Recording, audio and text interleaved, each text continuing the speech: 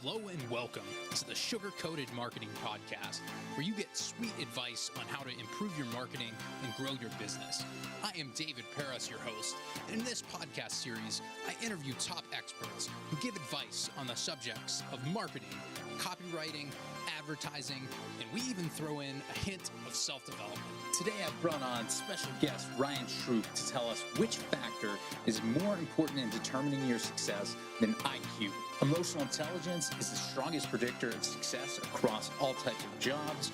90% of top performers are high in emotional intelligence. The best part is, unlike IQ, it's not fixed. Emotional intelligence is a flexible set of skills that can be acquired and improved with practice. Are we going to sit around in a circle and get in touch with our feelings? Not on this podcast. Hey, Ryan, it's absolutely great to have you on the show today. How's it going? It's going great. I'm excited to be here. Yeah, and I've wanted to do something like this with you, Ryan, for quite some time. Ever since we met at the Toastmasters International Speech Contest, where you were one of the speakers at the breakout session, and you gave a really interesting speech on emotional intelligence.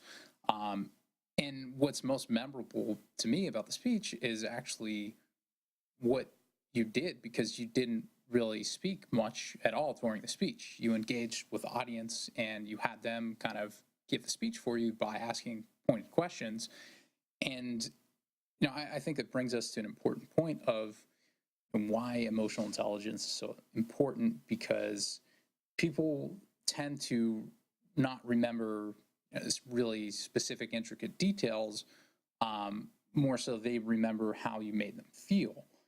And, maybe even more so today, because even though we're more digitally connected, we're less emotionally connected. Why don't you give the listeners a little bit of background about yourself and how you got started in emotional intelligence? So I got started in EI, gosh, it's probably been 12 to 13 years now. A company that I had worked for had actually sent me a leadership training. The basis of this training was called emotional intelligence. And at the time when you first hear it, you're kind of laughing off. Seriously, are you kidding me? Are we going to sit around and in a circle and get in touch with our feelings? So on the surface prior, it really seemed like a joke. But I've got to be honest, it is probably hands down the best training that I've ever gone through. And I've been through a lot of sales and management training, very dry and boring stuff, but stuff that's necessary. However, EI training was just very different. And I don't even like to put the word training on it, because we're not necessarily learning EI. I think it's about creating a bigger awareness. I mean, there's all kinds of things that we are aware of, that we know about.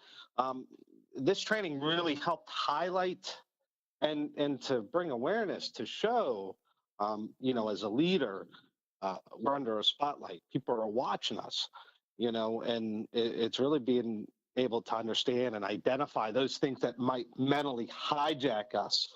And, it can really have the ability to change the mood, with the people around us. But it was just very fascinating. So since then, I've taken it upon myself, to really learn more about it. Because in all honesty, I really see it as a weakness in myself. I'm the type of person that wears my heart on my sleeve. And you're going to know how I feel. However, in a business setting, that may not always be good. I would experience, my highs would be very high. My lows would be very low. When, what really EI is trying to show you is how to better manage those feelings. Those highs, that's great. Let's recognize it, but let's not, get so high. And those lows, again, the lessons learned. Yeah, I can see what you mean there, because in a business setting, say, someone says an off-color remark that is, really heated thing for you, but might just be completely nonchalant for someone else. That could end the business relationship if you're not really aware of what's going on there. And I think that's why it's such an important thing. Well, here, I mean, I'll give you, real life example. My behavior ended my position at a company. Listen, I know and I'm aware of it, but it's it's still a challenge for me. Just because I'm aware of it, I know about it. To put it into practice is very difficult, and quite frankly, it takes a lot of self discipline. Um, so because it is such a weakness of mine, I think that's part of the fascination. Sure. I think to a big extent, most people can relate to that. I think everyone at some point has lost their temper or gone through a breakup, felt really sad, and just didn't have their stuff together for a while. Um, but when you add that, mix it with business or life goals, it can definitely get in the way. Well, I mean, think about this example for a moment, and I think you brought up a good example. The jilted heart. You know, how, how many times have we done stupid things because our emotions took us over? And we can logically sit there and go, this is absolutely crazy. I can't believe I'm doing it. Yet we still do it. I mean, emotions drive our choices. Absolutely, and I think what's somewhat scary about that is the latest research shows that we can't really actually control the way that we feel from the standpoint of there is an input, then we make a judgment about it, or we have an emotion, then make a judgment about it.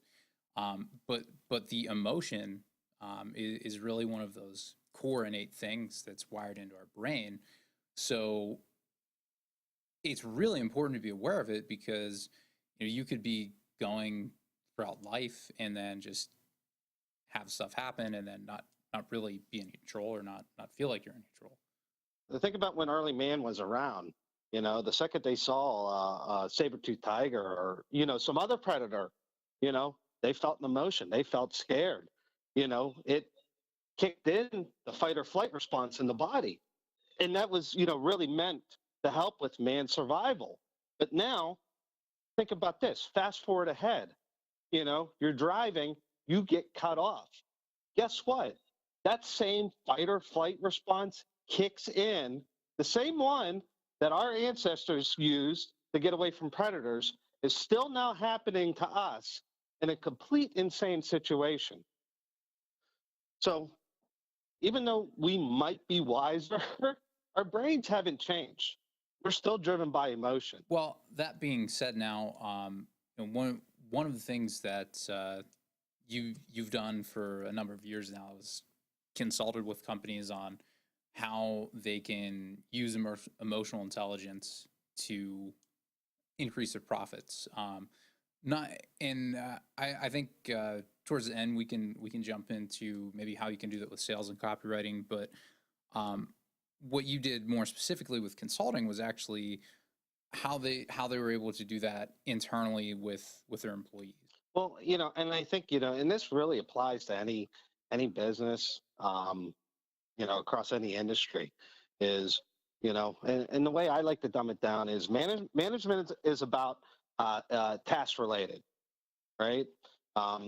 We've got our quantitative measurements that we need to look at and evaluate, which, don't get me wrong, by all means, it's necessary, but that's not what should be driving the organization.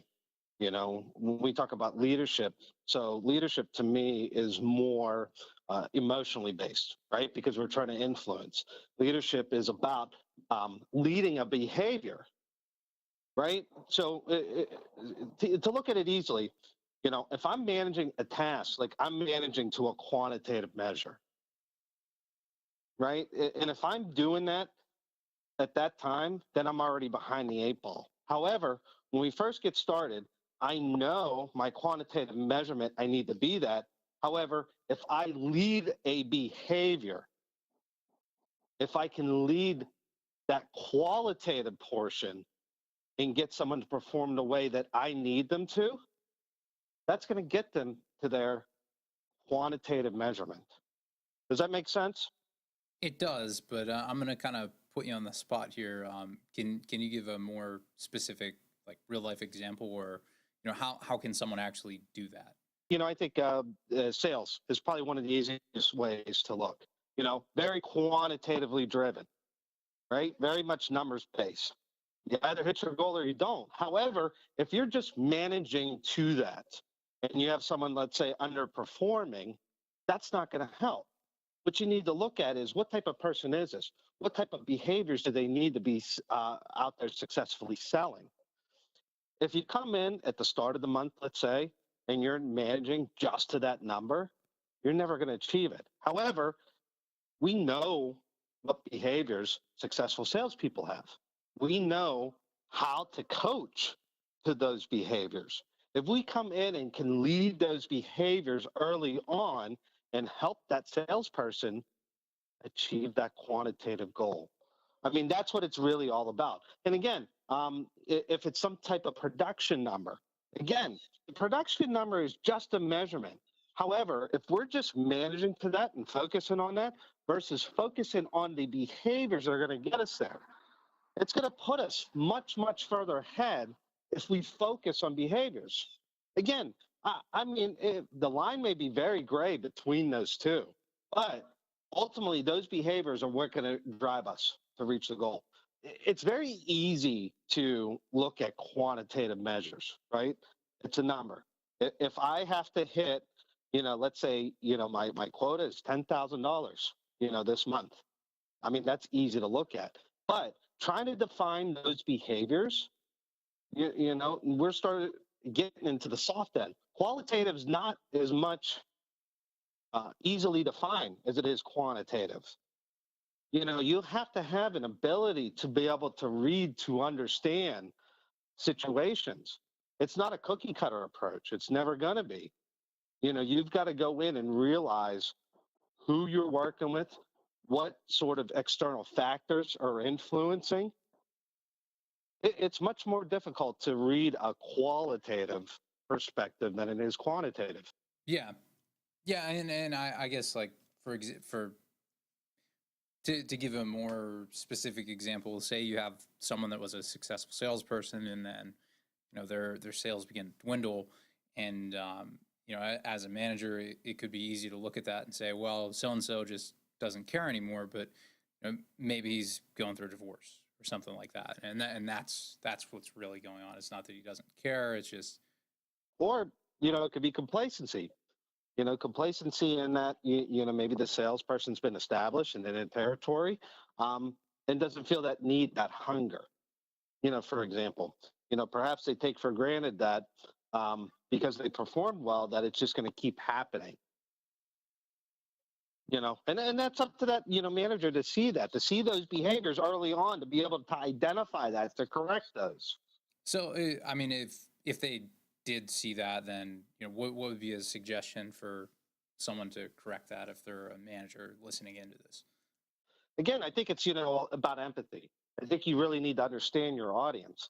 Some people take criticisms differently than others. I mean, unfortunately, sometimes you do got to wear kid gloves. Other times you've got to be straightforward. I tend to focus on the straightforward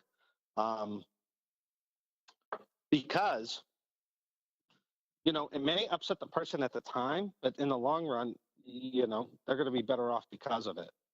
Instead of delaying the inevitable conversation, or. And I think it happens, many more times than we would hope it would. Since you mentioned knowing your audience, I think that could be a good time to transition into how you can use emotional intelligence to increase your profits, but do it through external sales.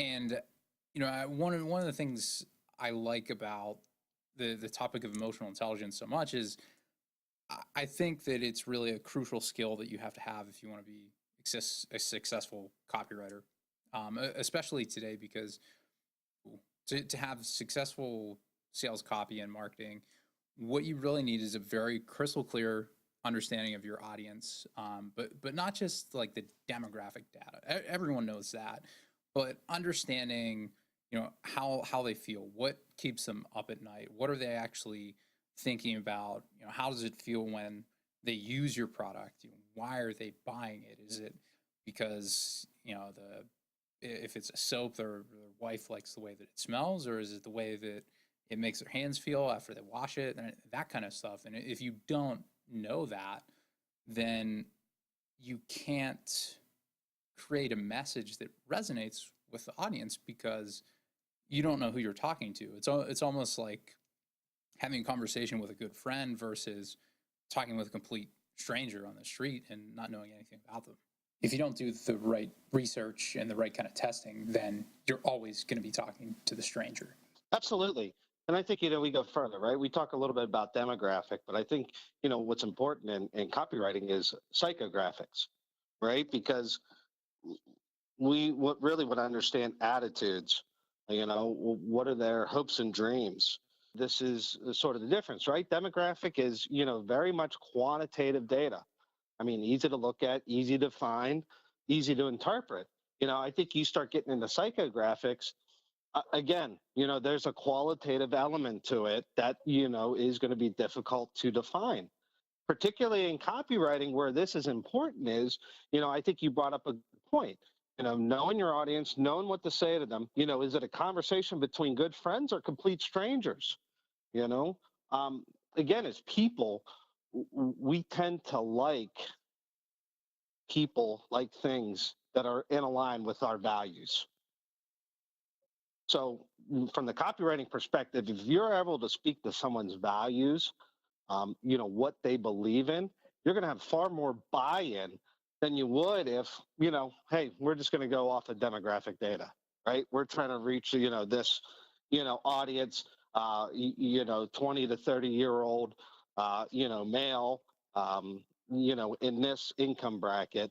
It needs to go further. It's really about understanding how do they feel, what do they want, what do they desire. Yeah, absolutely. And I think that it's one of those things that I don't know if he was the first person to say it, but David Ogilvy is pretty well known for saying, if I write an ad that you look at and say that's really clever, that's a great ad, then I've utterly failed. I want to write the ad that inspires someone to pull out their wallet and go purchase the product. They shouldn't feel that it's a great ad. And I think it's interesting because, if you think to any purchases that you've made recently, good advertisements, you don't notice. They just kind of make sense. It's, you just kind of see it and then it's like, I want that. It has the ability to create that desire. And I think it goes back to what you said about relating to core values. Because if you're able to do that, then you're really able to build almost an unknown rapport between you and the person reading the ad. Well, absolutely. And again, remember, all of our decisions, whether we realize it or not, or want to admit it or not, is emotionally driven. And, people might say, they'll sit there and logic, but I'm telling you, emotion's in there. Because again, we can have a scenario, right, where everything's exactly the same. However, we'll change the person's mood. And more than likely, they're going to make a different decision. So emotion's going to drive that. If you can connect emotionally and grab that person's attention and make them say, how have I gone my life without this? You're creating that buy-in. Absolutely. That being said, how do you become a more aware, a more emotionally intelligent? Yeah, that's a great question. You know what? I mean, someday I hope to be. I mean, really, I think it's awareness, right? I think it's really understanding, and perhaps even let's take it to mindfulness, right? I think we first need to understand how we feel, our feelings, our emotions, before we can go out and try to understand. And I forget the age. I think by 18 months, infants they start experiencing empathy. They can look at their parents and understand what they're feeling, what kind of mood they're in. Um, I don't know if that we just don't pay attention all the time, but I think really, I'm going to, instead of saying, getting brighter or getting smarter or getting better with emotional intelligence, I think it's more about raising awareness. I think it's about raising understanding.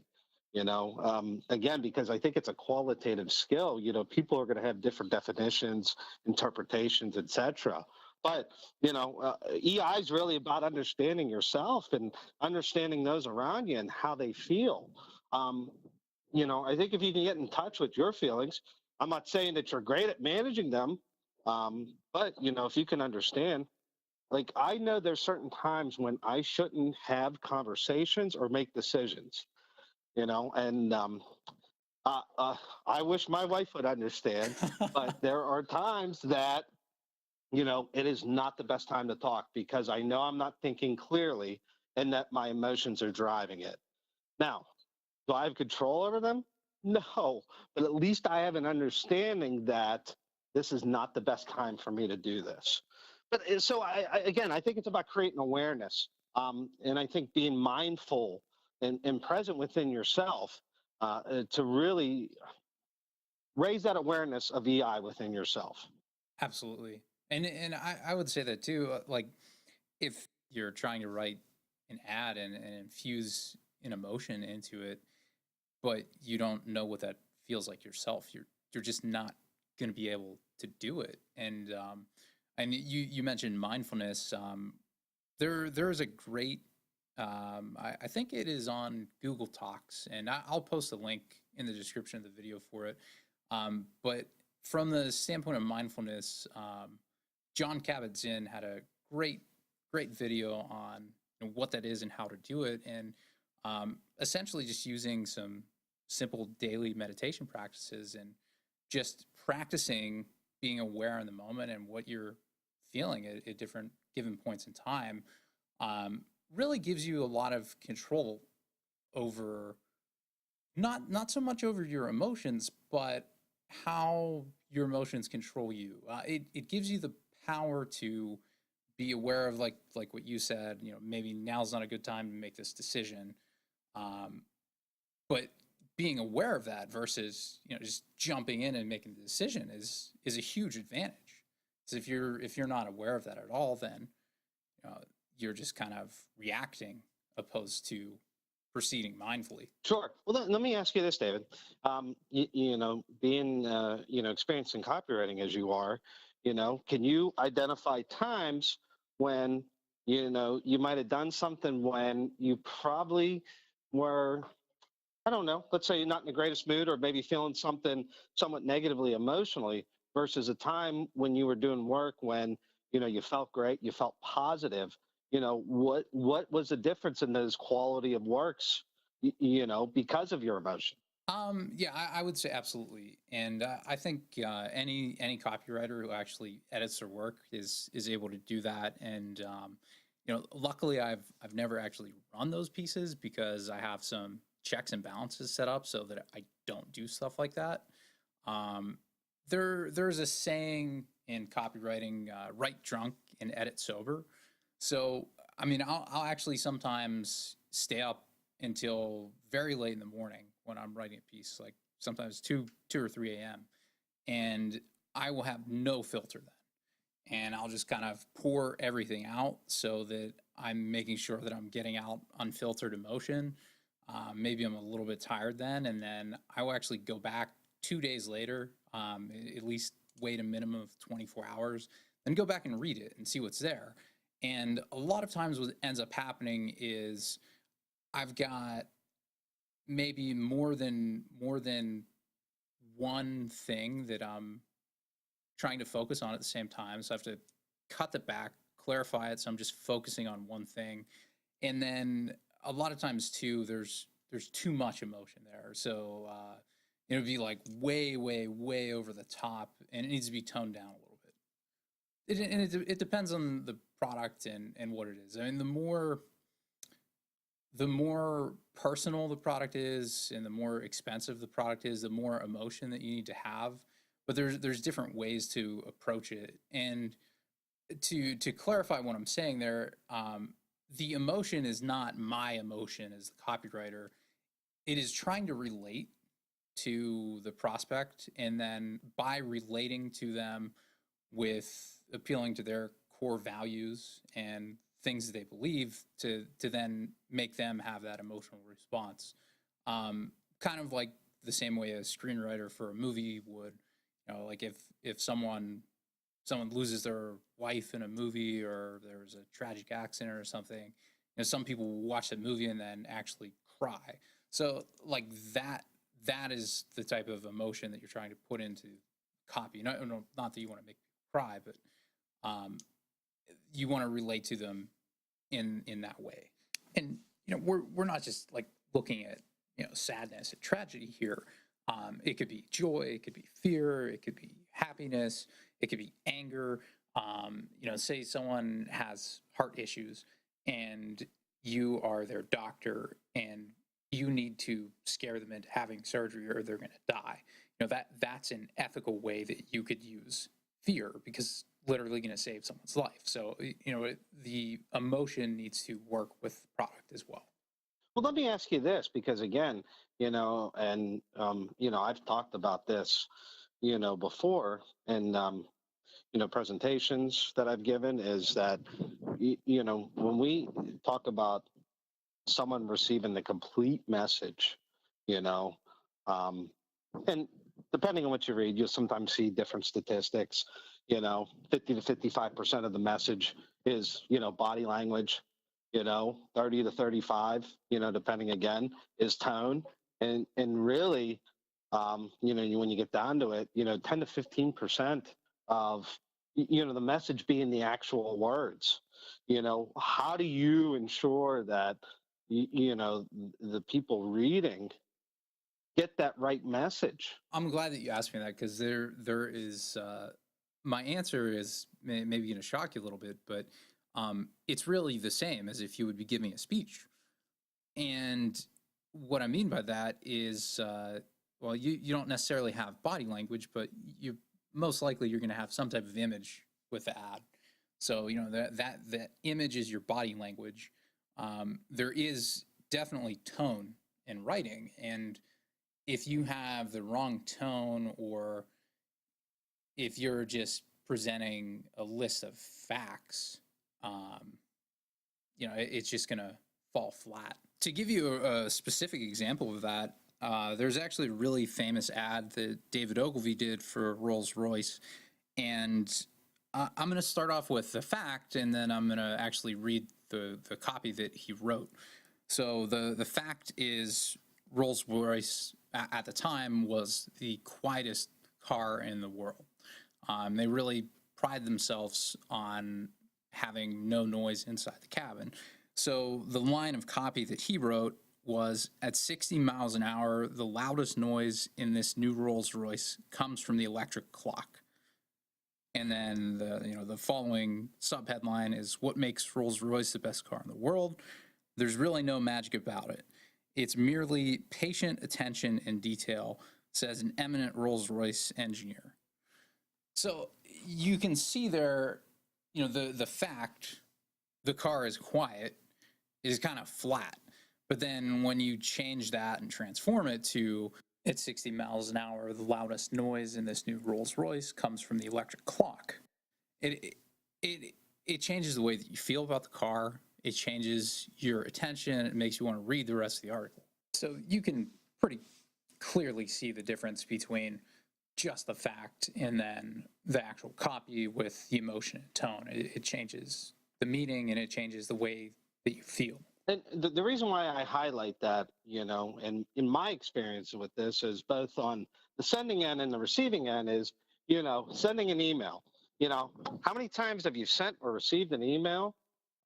Whether you're sending it, 2 minutes later, you're getting a phone call, or someone standing at the door, or, if you're on the receiving end, oh my God, all of a sudden you're going into fight or flight response.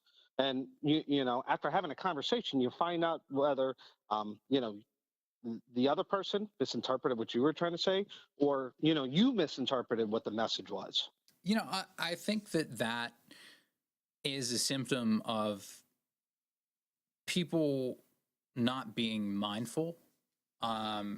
And to be really clear on it, that type of stuff didn't happen, 20, 30 years ago when email didn't exist. It may be a little bit over the phone, but when you're speaking with someone on the phone, you can say, oh, well, that's not what I meant. And in an email, it almost has the same effect as if you sent a snail mail letter, where there's going to be a delay between the person receiving the message and reading it. And because of the speed we're able to send them, I think that people take for granted that as a luxury, and then don't really think about what they're going to say or how the other person might interpret it before they say it. And kind of like the writing drunk, editing sober, they just skip the editing part. So they're saying the first thing that comes to mind, where that might not be something that they would say if they were speaking to you in person, because they're not really being mindful of it. Well, I've done that. I've wrote emails, quote unquote, drunk, and I've edited them drunk, even if I did. So I get what you're completely saying.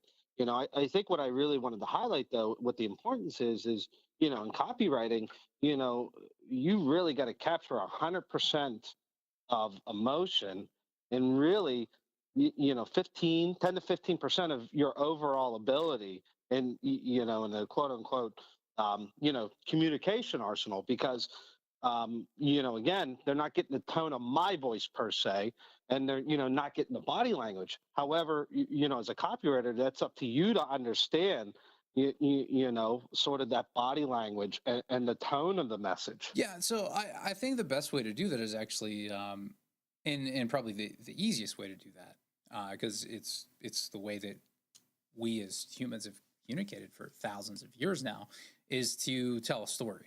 And everyone can relate to a story. And the story can be simple. And in fact, most of the time, the simpler, the better. I mean, look at the Rolls-Royce example. Right? I think it tells a story of quality. I think it tells a story of luxury. When you hear that, you talk about the quietest automobile out there. And you know what? I'm cruising at 60 miles an hour, and I'm there being mindful. The loudest thing in there is going to be that clock ticking. I think that tells an amazing story of, quality, and even to an extent, perfection. I think Tide probably does a really great example of this, where most of their commercials are a mother who's looks like she's a little overwhelmed and a little overworked. She's carrying this big load of laundry, and then she's putting laundry in, and then after the clothes are washed, all the stains are gone. So that, I mean, from the standpoint of telling a story, I think that the Tide commercial has a little bit more emotional appeal, to a general mainstream audience, where most people can't really buy a Rolls Royce, but almost everyone can relate to throwing a load of laundry in. Well, I mean, even look how Tide took a negative and turned it into a positive. With the Tide Pods. And I can remember seeing the commercial. It's got the zip top bag. That's childproof. And they even showed in the commercial, it falls down, a kid's trying to get in, he can't get in. And I think it highlights a point of safety. Let me break it down this way. Purchasing, again, all decisions we make are going to be emotionally driven, and we're going to make that decision based upon two things. We're trying to move away from a pain. And when I say pain, I don't mean like a physical pain. It's more metaphorically, right? It could be psychological, emotional, mental. Or we're trying to move towards a pleasure. And I think, what that Tide commercial highlights, taking that negative into positive, it's really driving people to move away from a pain of, not having to worry about my kid getting into the product and poisoning themselves. Yeah, there's a lot of different ways to really play into that, and there's different ways to do it for different products. And maybe it's not as big as a pain of your child potentially poisoning themselves, but maybe it's something like the fear of public speaking, and there's some trick that this guru created to never be afraid of public speaking again, and all you have to do is pay 3 payments of $5.99 to buy his course to get the secret. You know, the story can take many faces and variation, and you can really use the same story and same emotion to sell a lot of different products. Well, and think about this. Think about towards late December. How many commercials do you see for gyms? Again, for whatever reason, we get to that January 1, we want to evaluate, you know, our last year. We want to evaluate what's going to be coming ahead this year. And, they're smart. They know that, we are looking at evaluating these things and saying, you know what, we are going to we're going to concentrate our advertising at this point, because there's going to be the pain of people, not wanting to be in the same position they want to be. They want to look better. They want to feel better. And they're successful with it. And, I'm really glad that you brought that up, because that's one of the really many dynamics of creating a really successful advertising campaign boils down to not just looking at what's the story, what's the emotion, what are these people's desires, but timing. If someone's not in the position to believe your message, or if it's the wrong timing, it's not going to have the same effect as it would. And I think gym memberships in December and January are a perfect example of that, because that's the time of year that many people are thinking about changing themselves or getting back in shape. And that desire is higher than probably any other time throughout the year. So naturally, it's going to be a really good time to run those type of ads. Well, and again, if you look at that point, it's at that point where the pain of staying the same versus getting better, right? The pain is greater for us to change than to not change. Ultimately, when we make a decision, if we decide not to do it, it's because the pain or the pleasure isn't great enough for us to change. I would agree with that.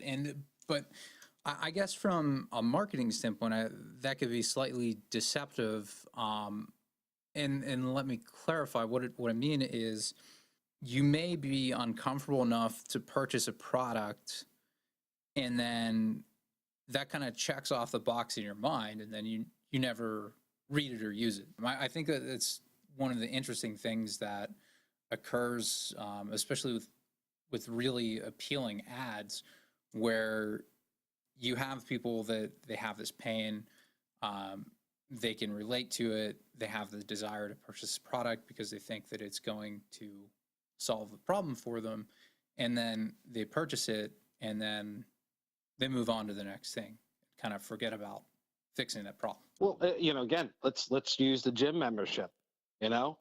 January 1, that gym's packed, everyone's in there. Good luck trying to get a machine, treadmill. What happens 2 weeks later? I don't know the statistic, but I mean, gosh, I know from experience that they certainly have a pretty big drop off. So, for whatever reason, that pain that was there in late December has disappeared or has waned. And, that pain to, change yourself and to change your lifestyle isn't as great as it was, late December. Yeah, I don't know the actual statistic for gym memberships, but I believe it's 90% for New Year's resolutions. It's either 80 or 90. After the first month, people quit working on them or give up. Hey, I've been I have the same New Year's resolution every year. I'm going to lose 25 pounds, and you know what? I'm at 5 years. Maybe next year will be 6, because again, the pain isn't great enough in me to drive and make that change. Even though logically I know I need to do it, my pain isn't great enough yet for me to move to do it. Yeah. Well, Ryan, that really wraps up my questions that I had for you. Is there anything else you'd like to leave the audience with? Yeah, again, I think EI is really, you're not going to get smarter in EI. What you are going to do is you're going to create more awareness. And again, the awareness starts with yourself.